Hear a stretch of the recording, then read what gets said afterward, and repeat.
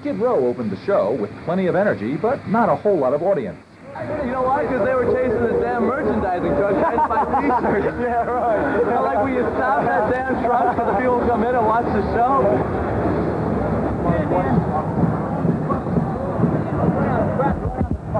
It was weird. Good scene, man. Oh, real good. I learned a lot from you. But it was he's a big guy, definitely. Well, you know, been around for 21 years. When he came out, I was 0. Let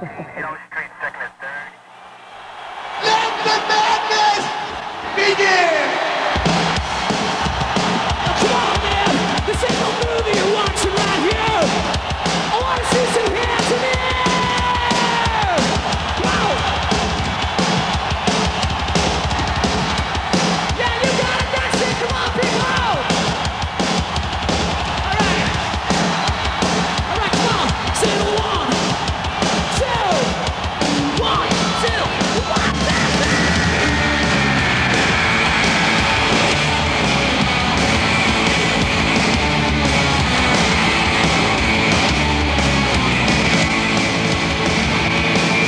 But I don't want a holiday in the sun. I want to go to a new sun. I want to see some of history. Now I got a reason, now let me call it me. Now I got a reason, now I got a reason, now I got a reason, I'm still waiting. Now I got a reason, now I got a reason to be waiting. The Berlin Wall.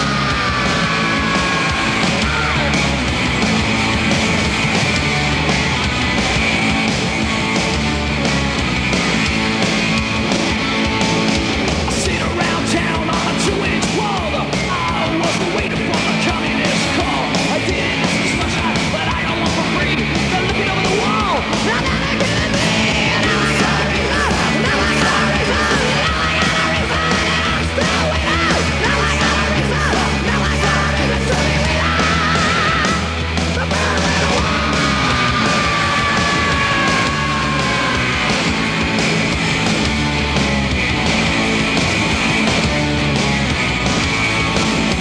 Steering all night and steering all day, and I don't got no reason to be here at all. Real reason, no real reason to be here. But the Berlin Wall. Ow, ow.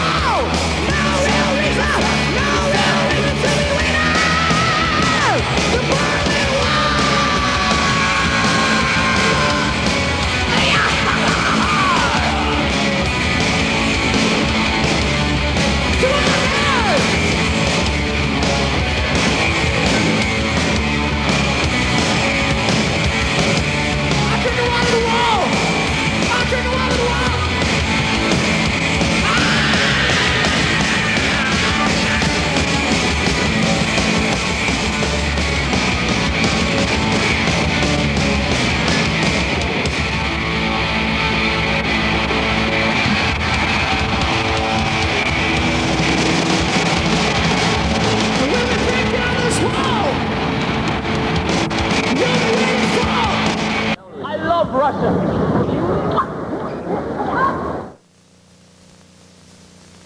You know I'm looking for a fact. Trick or treat.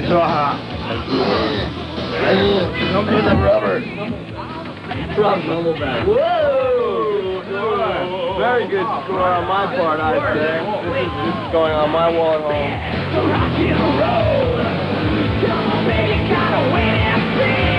This is called sex doll. And you have to blow into it. So you gotta breathe some life into her. It's had a rough night. All tied up. In my luck, she could probably breathe some life into me. You have the back door? I'm trying to figure out the back door. I'm trying to figure out. Oh, yes! She does? Oh, very convenient, isn't it? It's kind of like a 6-pack. You know, you pick them up. like this, and you just go walking down the street, singing. I'm trying to figure out if it's a doll or like some kind of wild cat. This is why people call me Tithead. Daddy, I got a present for you. Something you wanted for a long time. Oh, yeah! We've been looking for one of these for a while.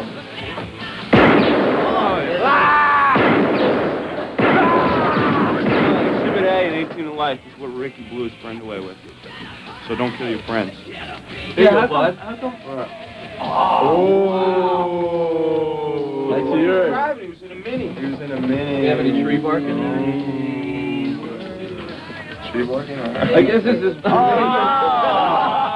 They even have the tree. Elaborate upon this. Elaborate on that. I guess this one was meant for me, I guess.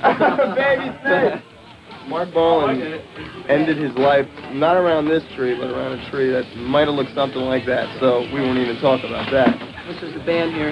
Yeah, see, it says James Last plays Bach, and It's James composer Lamento Sebastian playing Bach. all your And you know, it was really weird because I was reading a interview with Yngwie Malmsteen, and he named me as one of his influences. I was very honored. It said influences Mozart, Chopin, and Sebastian Bach. I was like, dude, it's beyond the Call of Duty. You're a righteous bro. So maybe I'll hum a little bit of Fugue 4. It goes something like. That's just, yeah. And then that happens. This is the record that started it all, right here. Yeah. Right. Right there. Yeah. Right there. Paying homage right here to the masters. Trick or treat. What about this part? I remember putting like 4 things of toilet. Do you guys ever do the toilet paper in a car trick?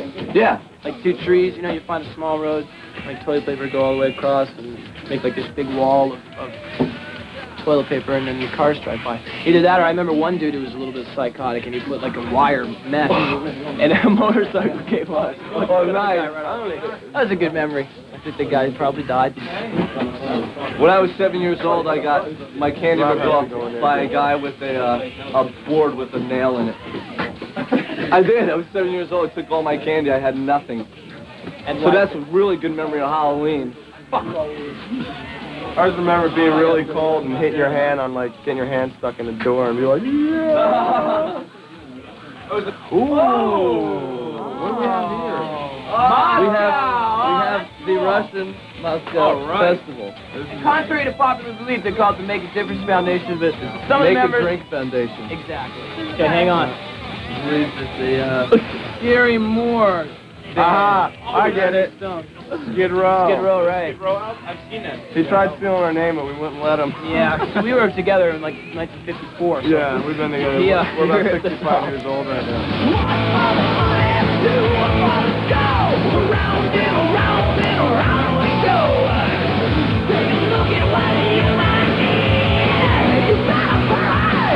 Get a piece of me. Take a piece of me. You get a piece of me. Take a piece of me.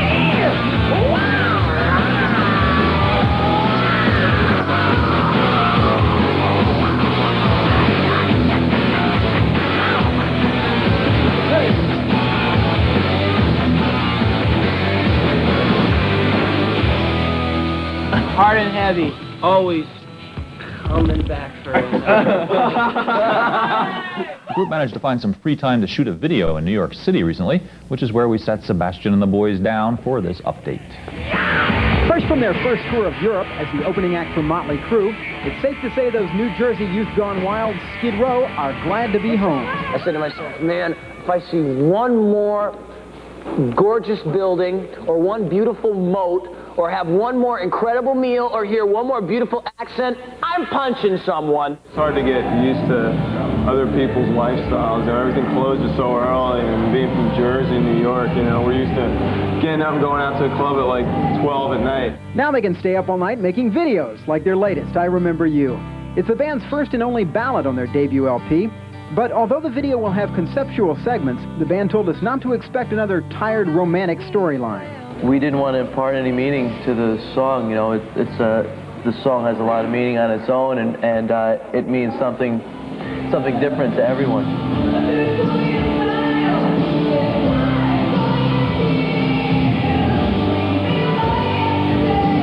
We weren't going to do me sitting on a beach with a stick writing a love letter in the sand, you know, and walking hand in hand with a girl going, because we would just vomit if we seen that.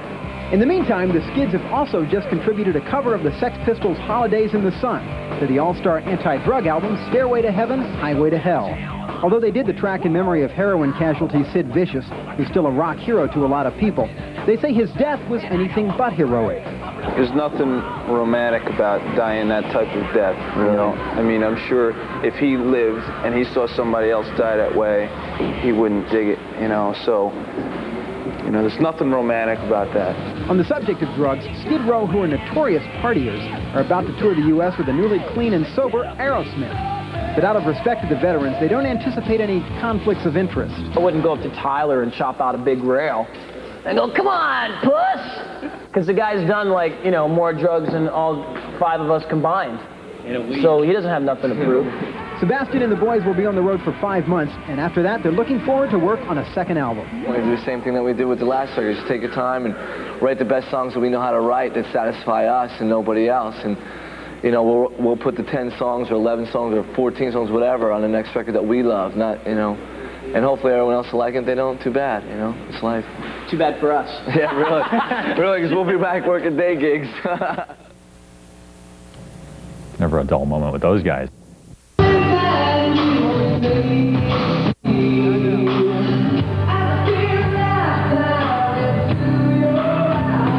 And well, this is pretty cool because I've never seen MTV actually go through the trouble of putting the plaque on when giving it out, and it's on it. I can't believe it. It's actually very cool. I can't believe that we actually won. I couldn't believe we beat out Paula Abdul, and I didn't even have to tap dance to do it. You know, I was gonna have to go through the whole thing. You know, this is great. What's going on? Are you guys done with a tour, or we finished on the 31st, and it was amazing. Of March, it was.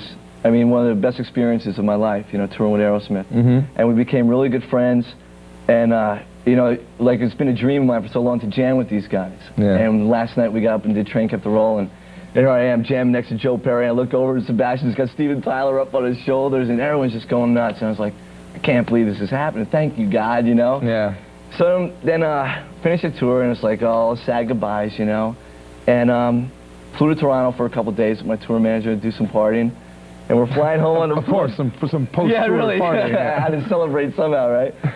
So, flying home a couple days later, and we're on the plane, and all of a sudden, the head steward comes up to us and goes, you got a problem back home. We're like, what are you talking about? You know, something wrong with the family or something like that. He goes, there's been a bomb threat on your life.